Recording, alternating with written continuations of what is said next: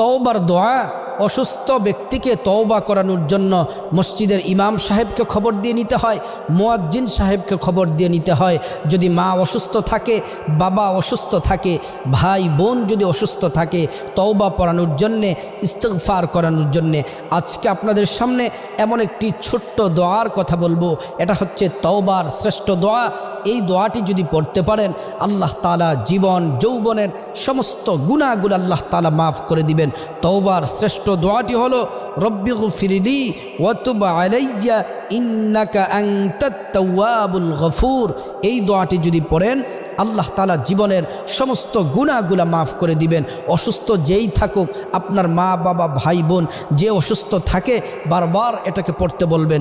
যদি পড়ে ইয়াকিনের সাথে, ইখলাসের সাথে যদি পড়তে পারে, আল্লাহর কাছে যদি চোখের পানি ফালাইয়া যদি আল্লাহর কাছে যদি কান্নাকাটি করতে পারে, আল্লাহ তাআলা জীবনের সমস্ত